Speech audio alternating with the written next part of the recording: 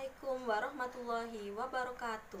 Bertemu lagi bersama Bu Mita. Hari ini Bu Mita akan menjelaskan materi di tema 2, subtema 1, menyayangi tumbuhan dan hewan.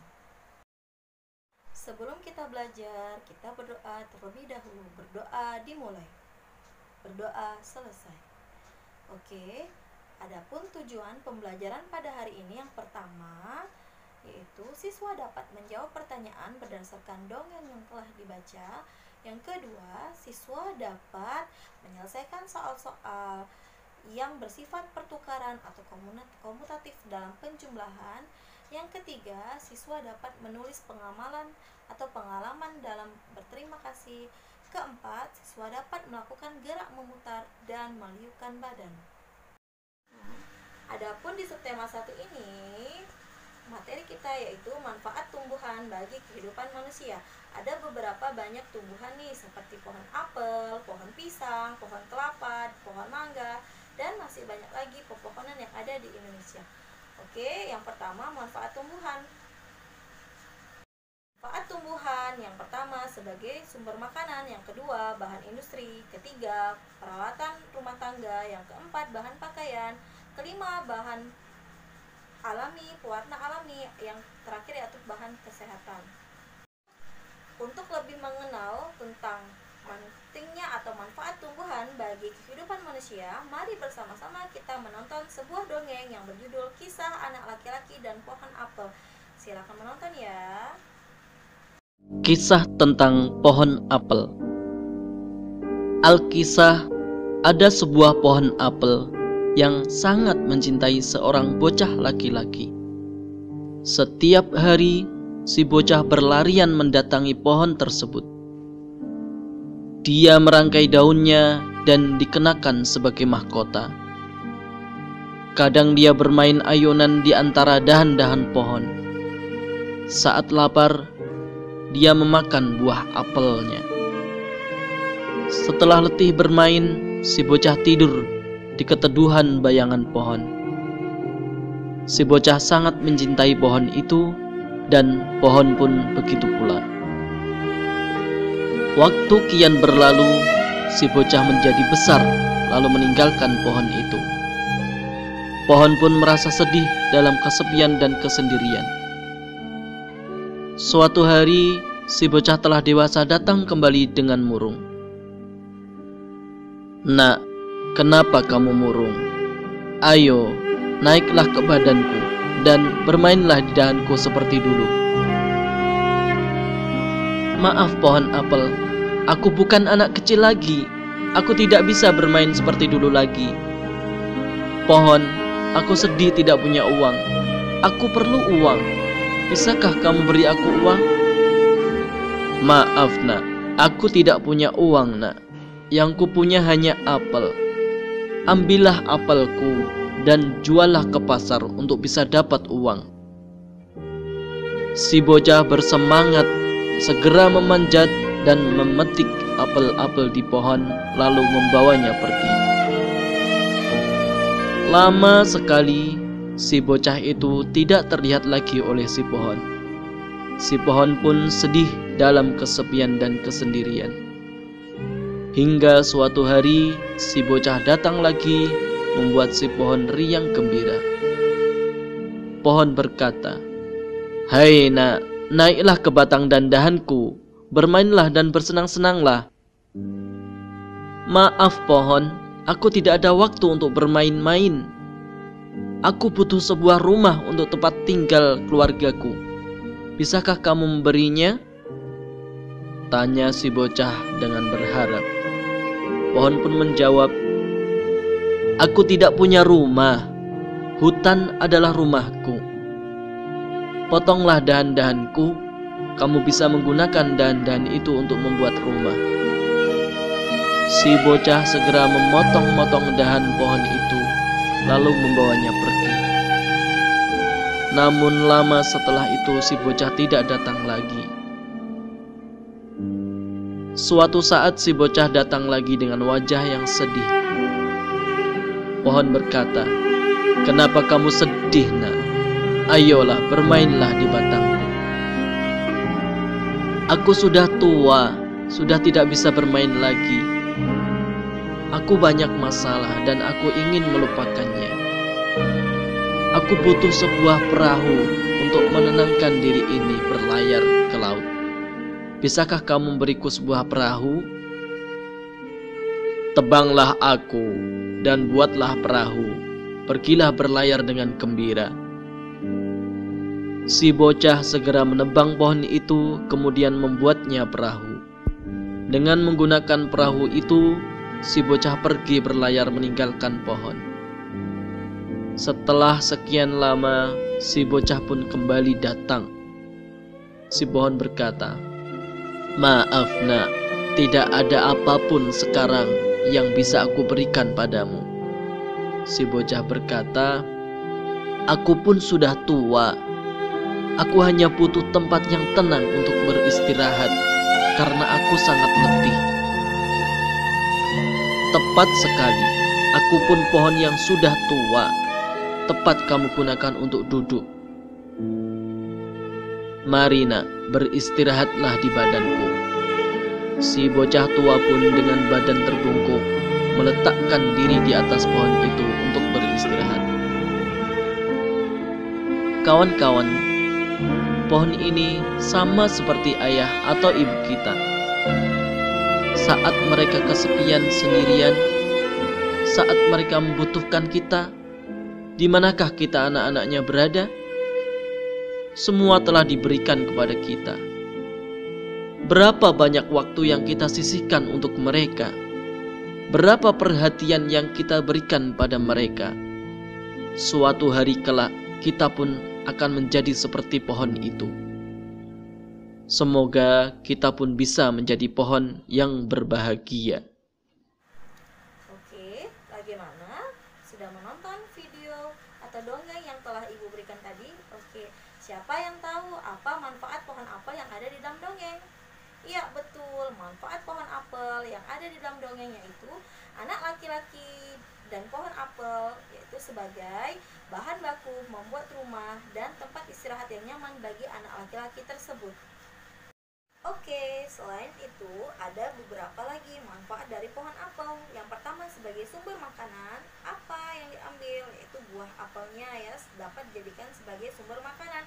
Yang kedua, sumber oksigen, dan yang terakhir yaitu sebagai resapan air. Nah, setelah kita menonton dongeng tentang kisah pohon apel dan anak laki-laki, Titus kemudian pergi ke belakang rumahnya. Ternyata di belakang rumahnya terdapat pohon jeruk. Akhirnya Titus mengambil buah jeruk yang siap panen pada pohon jeruk tersebut.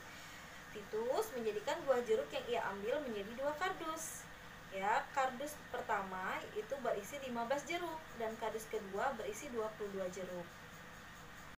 Titus menghitung jumlah jeruk yang ada di dalam 2 kardus tersebut. Awalnya Titus memberikan kardus biru yaitu kardus pertama sebanyak 15 buah jeruk. Kemudian pada kardus kedua yaitu kardus merah 22 buah jeruk.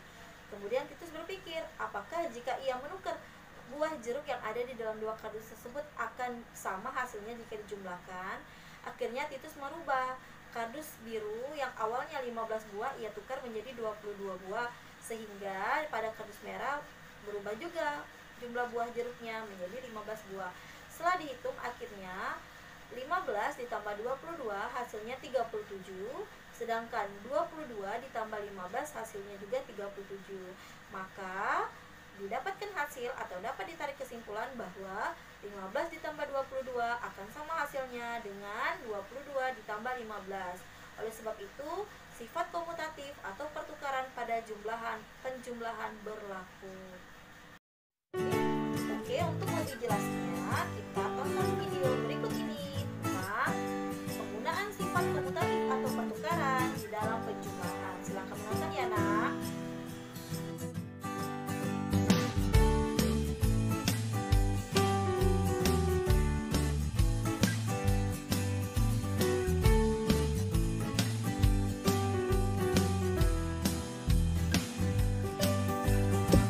Sifat komutatif adalah sifat pertukaran antara 2 bilangan pada operasi hitung penjumlahan atau perkalian di mana dalam pengerjaan operasi penjumlahan atau pencarian ini, dua bilangan yang di dekat tempatnya tetap memiliki hasil yang sama. Rumus sifat komutatif atau pertukaran pada penjumlahan adalah A ditambah B sama dengan B ditambah A. Perhatikan contoh berikut. 45 ditambah 22 sama dengan 67. 22 ditambah 45 sama dengan 67. Jadi, berlaku sifat komutatif 45 ditambah 22 sama dengan 22 ditambah 45.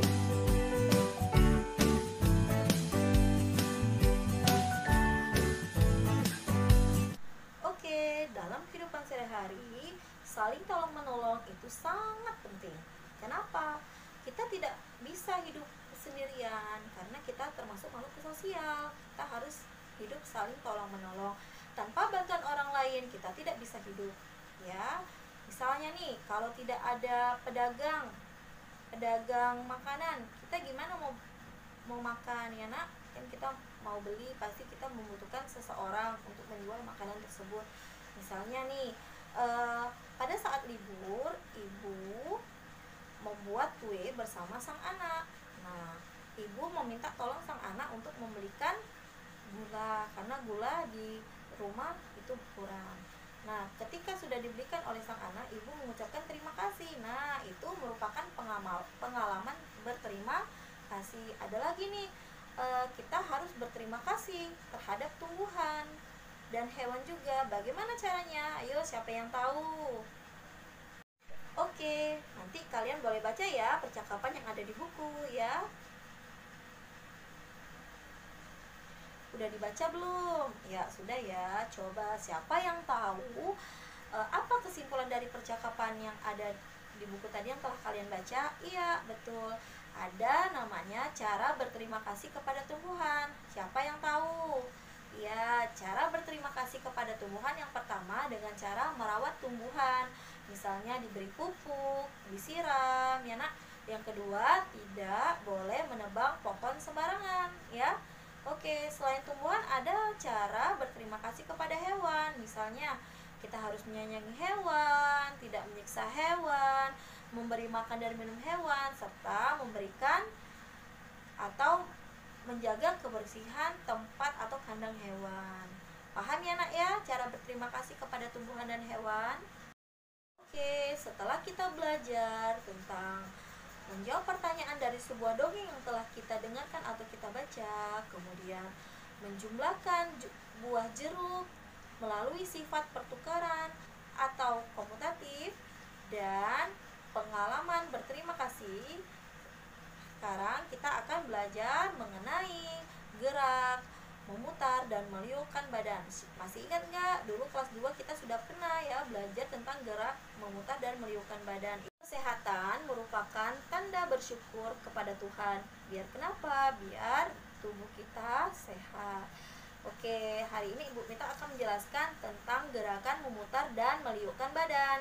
Coba perhatikan gerakan memutar dan meliukkan badan ini. Apa fungsinya? Fungsinya untuk melenturkan tubuh. Gerakan ini juga berfungsi untuk melancarkan peredaran darah dan peregangan otot. Ada banyak beberapa gerakan memutar dan meliukkan badan. Misalnya kita berdiri, tangan di pinggang, kemudian mutar ke kanan dan putar ke kiri ya. Biasanya gerakan memutar dan meliukkan badan ini kita lakukan sebelum kita olahraga atau saat pemanasan. Untuk lebih jelasnya, silakan menonton. Anak-anak masih ingat apa itu gerak non-lokomotor? Gerak non-lokomotor adalah gerak yang ditandai tanpa adanya perpindahan tempat, yaitu antara lain memutar,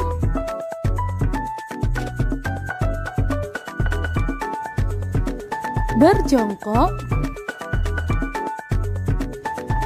membungkuk,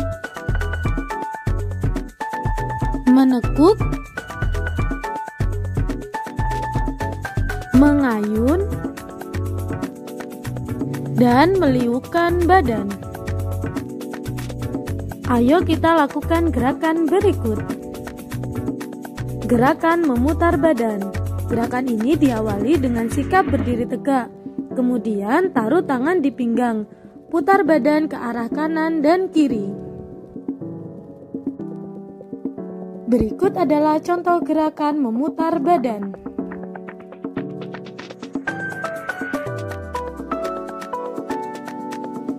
Gerakan memutar badan ke bawah diawali dengan sikap berdiri tegak, kemudian rentangkan kedua tangan ke depan, selanjutnya memutar badan ke bawah. Berikut adalah contoh gerakan memutar badan ke bawah. Gerakan memutar badan ke kanan dan ke kiri bawah. Sentuhkan tangan kiri ke kaki kanan, begitupun sebaliknya.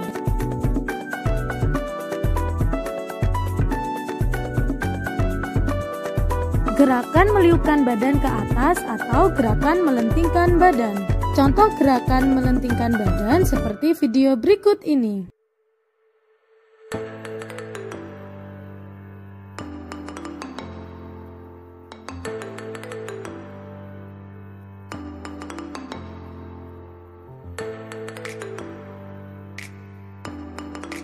Oke, sudah dilihat ya videonya ya. Itu merupakan beberapa contoh gerakan memutar dan meliukkan badan. Terima kasih. Mungkin pembelajaran kita pada hari ini sampai di sini. Tetap semangat ya walaupun belajar di rumah. Ibu akhiri. Wassalamualaikum warahmatullahi wabarakatuh.